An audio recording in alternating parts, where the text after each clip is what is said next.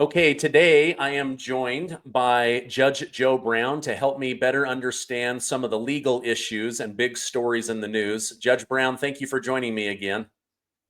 My pleasure, young man. All right.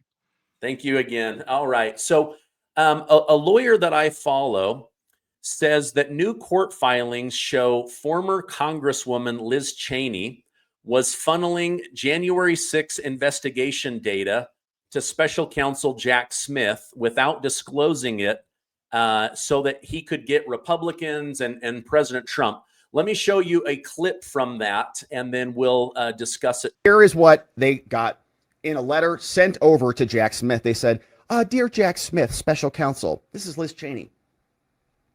Earlier this week, the select committee that's illegal to investigate the J6 attack produced to you 16 interview and deposition transcripts, along with exhibits associated with those transcripts. Here you go. It's all on a silver platter for you. You didn't have to do those interviews on your own. And remember, in the media, liars like Ian Sams and all the other people like Karine were repeatedly telling us Jack Smith is doing an independent investigation. He has no influence with anybody. Nobody's providing him anything. He's not colluding with Jack Smith or Alvin Bragg. Nobody's meeting with the White House. It's all separate because he's a special counsel. And there's no partisan influence. And the Biden people had nothing to do with it.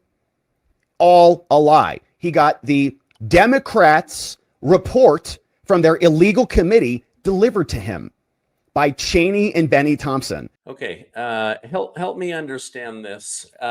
When somebody is a special counsel like Jack Smith, are they allowed to receive legal depositions and insight from an independent January 6th like committee, or is this breaking the separation wall? The Congress has the authority to conduct investigations. They apportion the money out, and they have a right to see how it's being spent. So they are sort of an oversight instrument.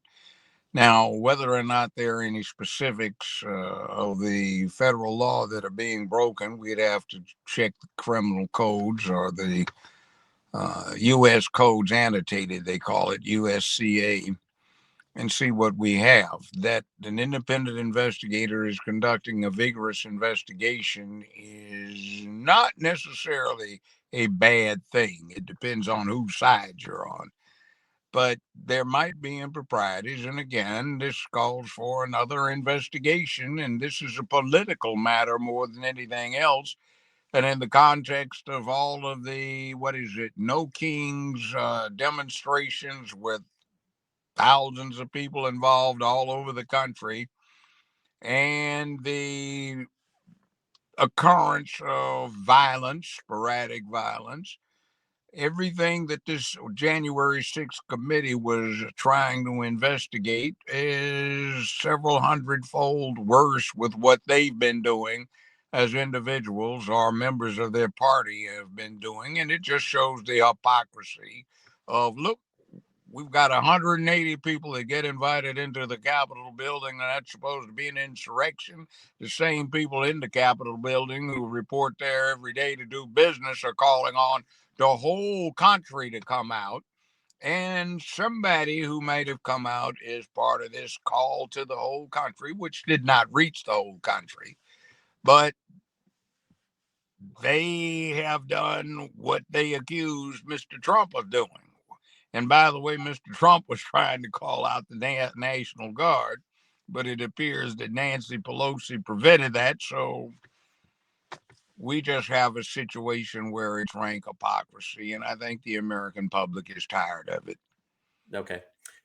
Sticking with special counsel Jack Smith, he was able to go to a Judge Boasberg and get authority to secretly surveil 8 sitting senators. One of them was Senator Ted Cruz. He's now saying, why didn't AT&T inform me? Why wasn't I let in on this? I had nothing to do with January 6th, and yet here I am, a sitting senator, an American citizen, being surveilled. Now they're saying he should be impeached. Is it common to surveil sitting members of Congress, to go after all 8 of them were of one party? and they're saying the White House had nothing to do with it. I don't know. It just kind of stinks to me. It's not ordinary. And the other thing is, too, the Senate is part of the Congress, and along with the House, they approve budgets and apportion funds, and somebody's money can get cut off. The other thing is, too, it's just not done. Something is going wrong here. And the other thing with Smith is we found out that his appointment was suspect. So he really didn't have the authority to do what he did because he was not properly appointed. That said, this is another example of Democratic Party hypocrisy. Remember, no King's Day, no tyrants, no fascism, no totalitarianism. And here they are engaged in that same kind of activity, trying to sic a federal agency on U.S. senators and other representatives so that they can be spied upon. That is something that goes to a certain other National Socialist political party, just like the Democratic Party. But we know that party from its German acronym, which is NAZI, Nazi, the National Socialist Workers Party. You just have to drop off 80-some years to go back to the 1930s to find this kind of thing. But we're looking at it again. Okay.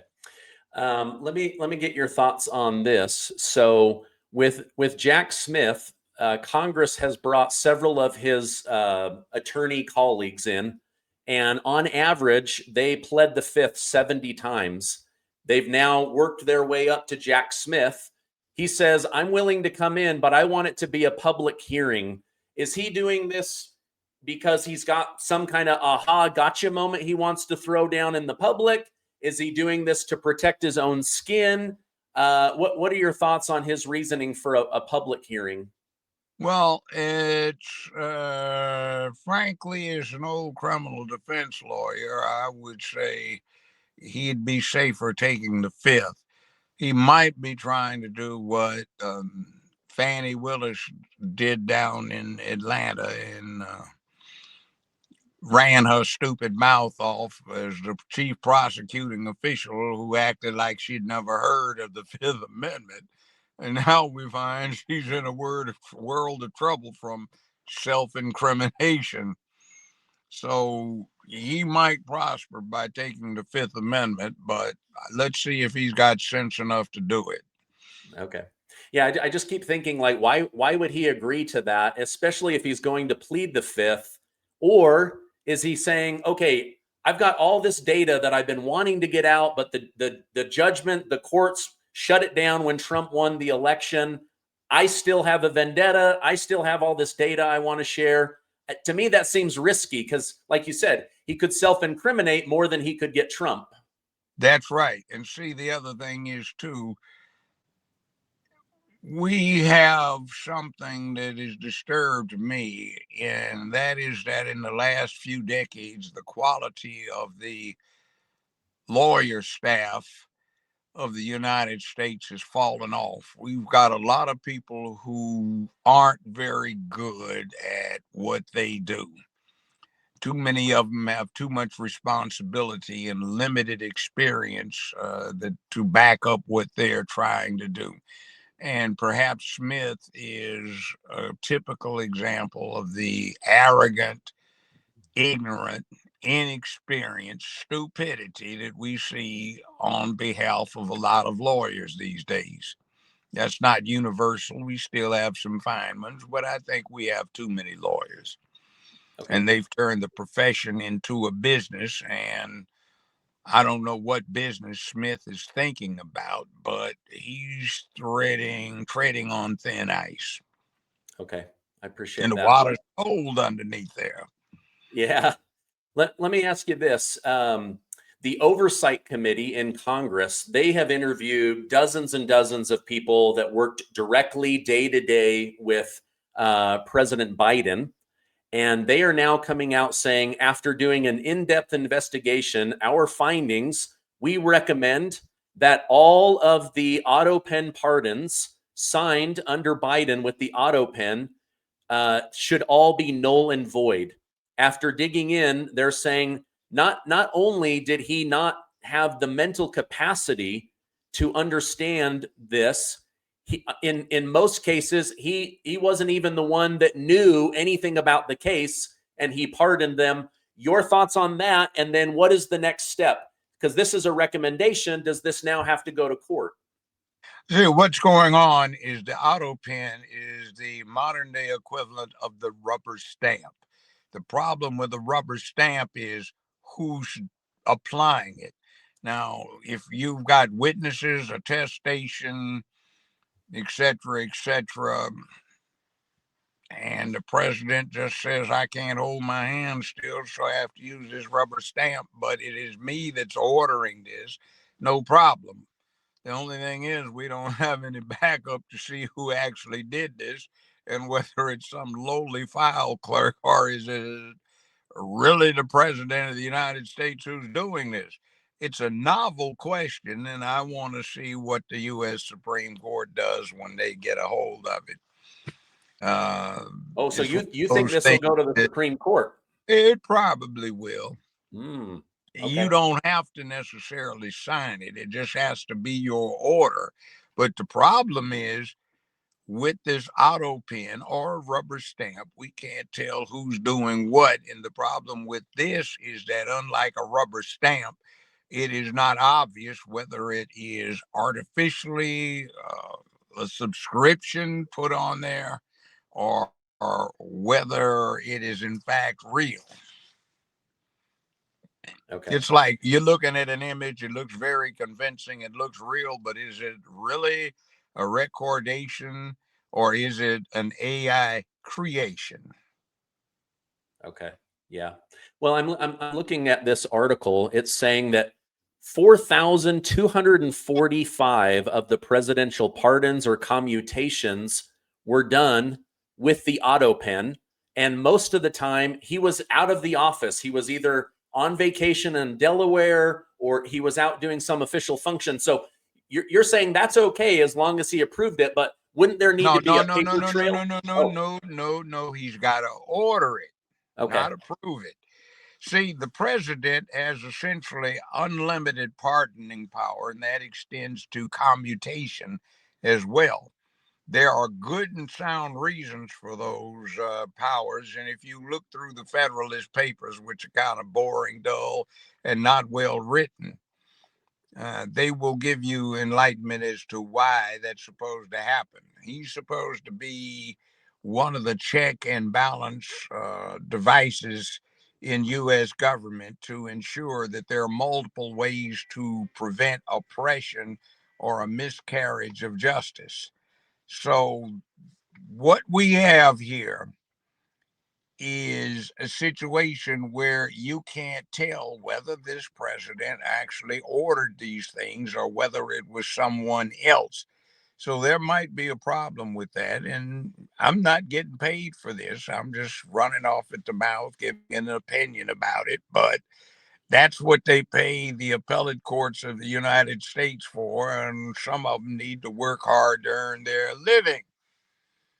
And Okay. again, the same remarks I made earlier, a lot of the appellate judges are very shallow in their experience levels.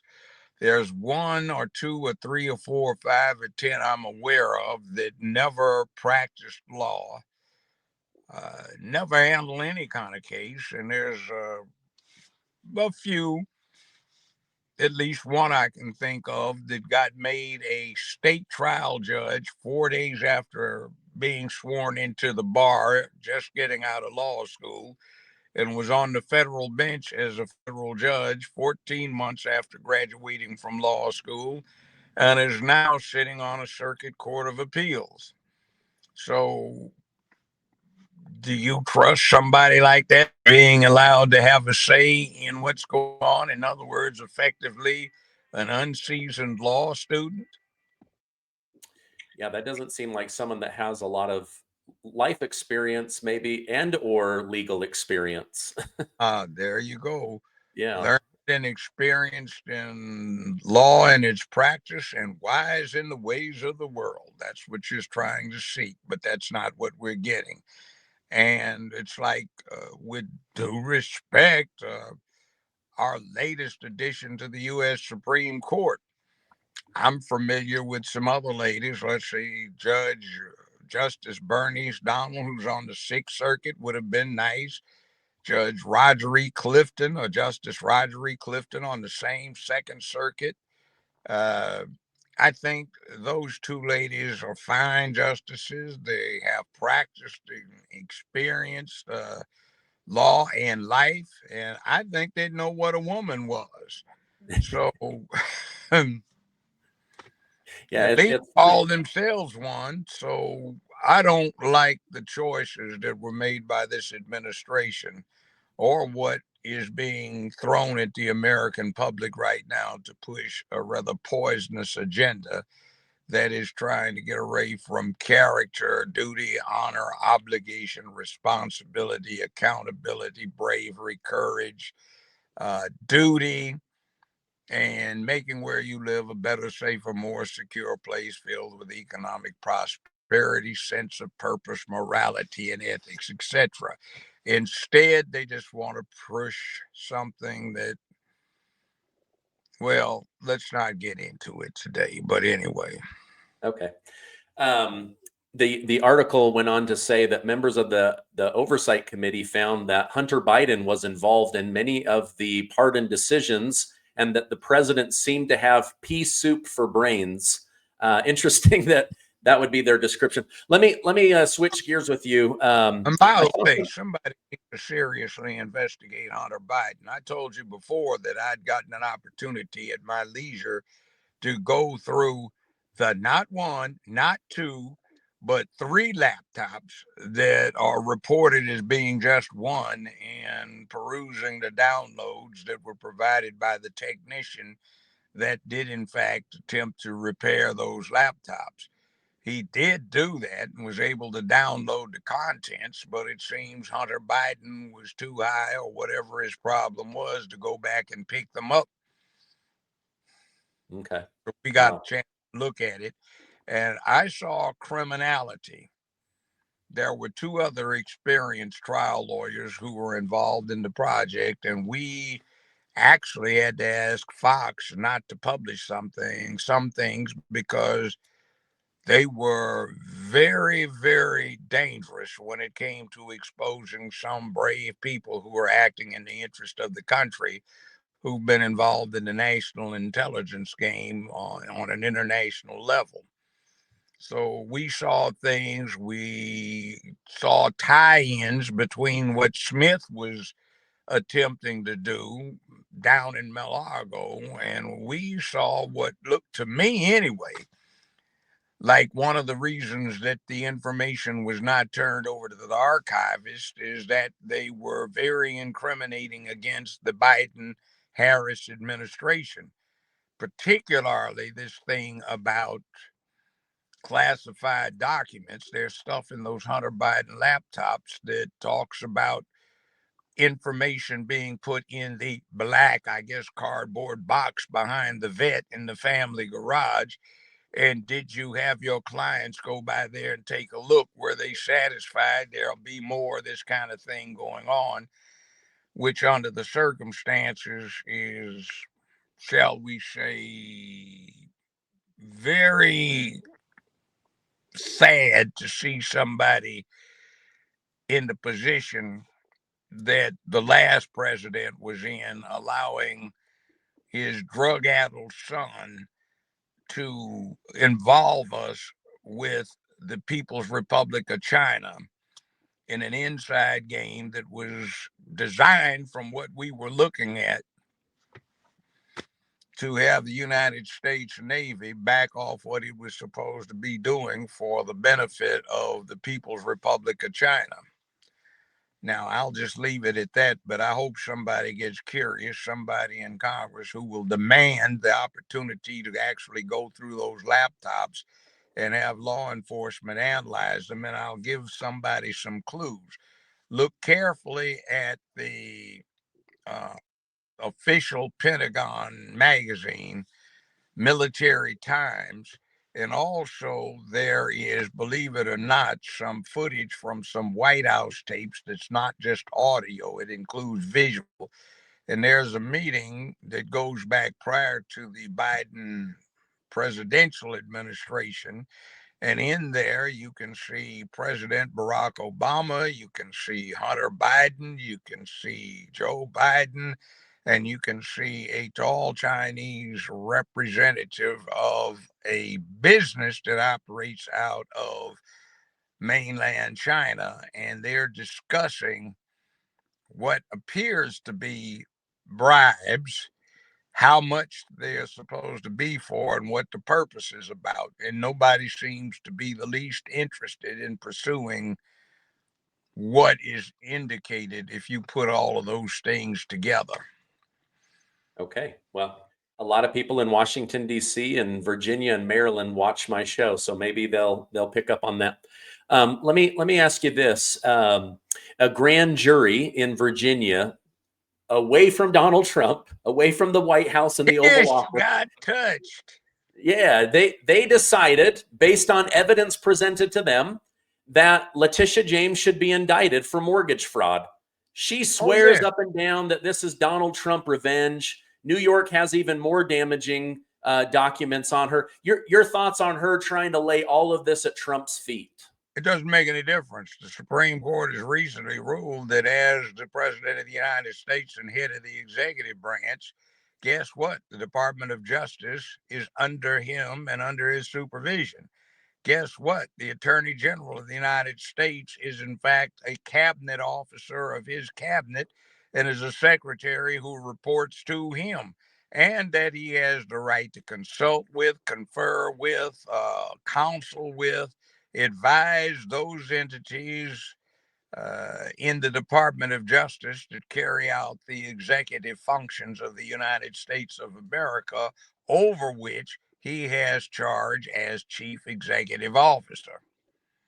So even if he was behind it, it doesn't make the least bit of difference. The Constitution puts him in charge of such things. So another example of ignorance commensurate with what you get from Fannie Willis and Smith and others, this absolute arrogance and failure to understand what the law is that they've sworn an oath to protect.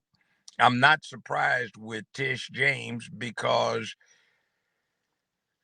the psychological, shall we say, background or indicia are that she is a classic example of this thing where tell a lie long enough, loud enough, you can get anybody to believe it, including the liar. And there is another thing about the psychology of transference. The type of person who is likely to engage in what she did is also the type of person to rush to accuse someone of doing what they've been doing. So she was essentially accusing Donald Trump, President Trump, of doing wrong. But it turns out she was particularly sensitive to this because she appears to be doing it or has done it herself. Now, she's innocent until proven guilty beyond a reasonable doubt. That's American law. But look at this stuff. She represented that her father was her spouse in order to secure these financial extensions. Look at it. She's tested, subject to penalties, federal penalties of perjury, that she would be living in the premises, which she couldn't do, because if she did, she wouldn't be qualified to be Attorney General for New York. So, I mean, it's just typical Democratic hypocrisy, and you have to ask, what in the world are they doing? Yeah. It's back to what we have here in Memphis. They don't understand law and order. They don't understand that throughout the world and throughout the history of the world, Those responsible for the management of the governance of a body of people has always sought to maintain public peace, dignity, and order, and they don't get it. So they want to close down any involvement of federal agencies and such like to maintain peace for the benefit of the citizens. They want to get rid of it and go back to what? I mean, dying. So that's okay as long as it advances their cause. And what cause is that? Can they define it? I don't know. Seems to me like they have nothing to go on except let's go after Mr. Trump. The problem is when you go after Mr. Trump, you start treading on a lot of people's feet and they say, wait a minute, what are they up to? Oh, no. I like my wife being able to be safe if she's got to stop at a convenience store, go shopping, or my daughter who might have to get off of a freeway late at night to get gas, or one of my children not getting shot to death in a holdup attempt or kidnapped or carjacked, or myself going out getting running afoul of some street gangster fools who need to be locked up. No, I don't like that. So when somebody says we're going to stop it, I'm going, yeah. And when somebody else says, oh, they're trying to set up a Nazi situation, I'm going, wait a minute. We've got courts of law in this country. We've got due process of law. We've got a Bill of Rights. What happened here? Why do you think that's going to disappear? Oh, it's not the guys you're accusing of fascism.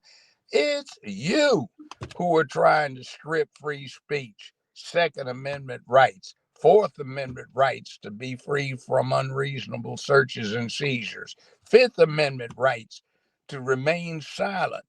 But then again, the people that are supposed to know this for that side don't seem to understand the Fifth Amendment themselves. So what do you think we're going to get but a real live mess run by some ignorant clowns? Wow. Well said. Okay. My final question. I appreciate you coming on, Judge. You live in the Tennessee state of Tennessee. President Trump sent National Guard down there. I saw dozens and dozens of TikToks that started off like this. I was scared. I was nervous. I didn't know what to expect. And they end by saying, my life feels safer. My children feel safer. My business feels safer. But I might be in an echo chamber. What are you seeing with your own eyes? For the last several weeks, I have been out to 1 or 2 o'clock every morning, looking around, running recon in the city. Crime is down. There's a lot more order in this city. You used to see people doing donuts at intersections and music being shared from 4 blocks away and crazy behavior. And you could drive through certain parts of town and you couldn't go one night without hearing gunfire.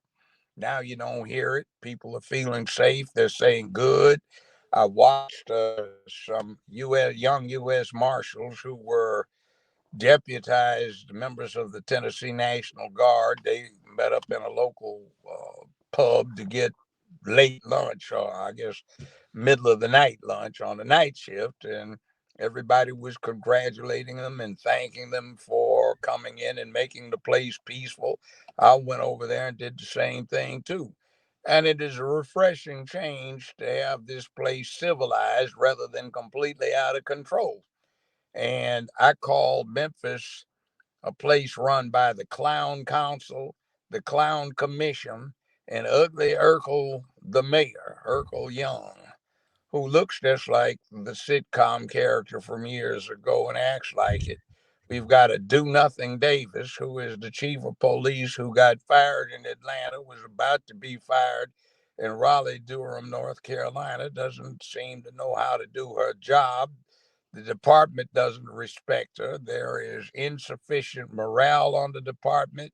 It's not ordered. You've got a board of education that is completely out of control. You just got a new scandal. A whistleblower came forth, and it looks like the mayor, the clown council, and the Clown Commission ripped the city off through the utility company for a bit more than $100 million.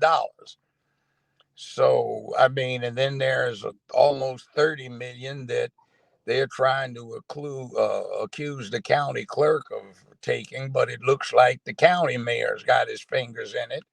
There's 7,500 missing license plates that got mailed through a particular pet project of the county mayor, and now they're turning up on stolen vehicles and interstate commerce. Everything possible to go wrong is going wrong. And 20 some years ago, they had a sting called Tennessee Waltz. Now they need maybe a Memphis Boogie to catch these people. And there is one mayor, the current mayor, has an interest in having financed a major international hotel now to the tune of $220 million to renovate itself. And it looks like he and his cronies have gotten 3.7% of it, which is about $8.6 million. And then there is another thing where they let somebody get this 25 acres in the middle of downtown Memphis for just $660,000, with the city council agreeing to finance the construction of some luxury units down there to the tune of $210 million. See, and the Wow. city is being told that they're broke. Meanwhile, there's a decrepit old auditorium that's 50, 60 years old that they want to spend $500 million in renovating. And certain people, the usual suspects for us in Memphis, are going to get the contracts to do it. There is $700 million to convert the Liberty Bowl into a soccer arena, and the same suspects will get the money. There's $3.5 billion being discussed about building a new football stadium, and you can't even drive down the street in this town without you jeopardizing your four tires with huge pothole problems. Memphis Light, Gas, and Water used to be extremely reliable, and now it goes out every few days somewhere in town, and people suffer a lot from it. So, what are we getting in terms of government? Well, we've got a Democratic Party that runs this place, and they seem more interested in advancing a rainbow cause. That's their business, but that's what they're doing rather than delivering good governance. They're talking about crime is dropping drastically, but yet they want to build a new jail because they say we have run out of space. But how can you run out of space if it was enough before and crimes drastically dropped? That just doesn't make any sense unless it's another one of their sorry excuses to give some of their friends an opportunity to build something that isn't needed, that's very expensive, that they'll get a kickback on. Downtown Memphis, instead of being developed as a business district, is now being turned into a gentrified residential community. You see office buildings, but they've been gutted and turned into very upscale condos inside. So we're not getting anything that benefits anybody in Memphis outside of a certain select few. And we've got clerk of the small claims court. She's in trouble because she tried to get somebody from Mississippi to take a gun into the courthouse for her. And there was a big blowout on that. And she's implicated in a mess with another somebody on our county commission who passed a resolution to sell this one commissioner 2 city parks without bid for just $1,000 a piece that the city maintains still. And they got quite a few million out of the whole deal by selling some statues of Confederate war veterans that were down there. And they're trying to take over the park system so they can operate the new arenas that have developed or will be developed and get the concession rights on that. So it's a big scam here. We are so glad that the state troopers, the Tennessee Bureau of Investigation, the National Guard, and the U.S. Marshal's Office, ICE, and ATF have come here because of the massive problems that are developing. And meanwhile, our Democratic, what can I call them? They certainly don't know how to run this place. Those who have acquired the means to steal from the public tax rolls, they don't want anyone here, and they sued the governor, the attorney general of the state, and the commander of the National Guard to stop it. One judge says, no, I'm not going to grant an injunction. You can have your hearing, but what are they suggesting we go back to? Memphis is, in fact, by any metric you choose, the 10th most dangerous city in the whole world. There are only 9 places in the whole world that are more dangerous to go through or into or live in than Memphis. And it is the most dangerous city in the United States of America. So what are you supposed to be doing? Going through that, or some nebulous tale that somebody is trying to be a king, somebody's trying to be a dictator, but the ones we're seeing who act like that are you, the ones in blue, not meaning the police, but what do they call that thing? Is it a mule or a jackass? I guess it depends on the person you're talking to. I'd call it a jackass, the blue jackasses. And I guess I'm not cussing since that's the technical name for the thing. The blue jackasses want to get you to go along with a corrupt, lawless, reckless, out of order mess where the only thing going is a massive glorification of dysfunction. It's amazing. It would be subject of a sitcom if it weren't so tragically real. Dang. Well, I'm glad the National Guard is doing things that you approve of. I just appreciate you taking time to come on. I'd like to promote your barbecue sauce again as a thank you for taking time off. Should I push people to Amazon or to your website or both? Amazon's quicker, and you don't have to pay shipping. If you have Amazon Prime, you'll get it in 2 days. If you want to go on the website, there are more products available. It's Judge Joe Brown, JJB Barbecue, BBQ. So JJBBBQ.com. And if you go there, you can order mild or spicy barbecue sauce, the seasoning, marinade powder. We've got chicken links, hot and mild, smoked and raw. We've got beef links. We've got Beyond Meat links. We've got packages so you can start impressing your friends, relatives, and associates with what you can do while you practice for next summer. So we will have shortly appliances, and we are ahead of our plan by 5 years. And every month we sell out of what's on Amazon. So just go for Judge Joe Brown Barbecue on Amazon, and they'll ship it right on. Okay. I will put those direct links. Thank you, sir. You're a national treasure. We'll have you on in the future. I hope you have a great weekend. Oh,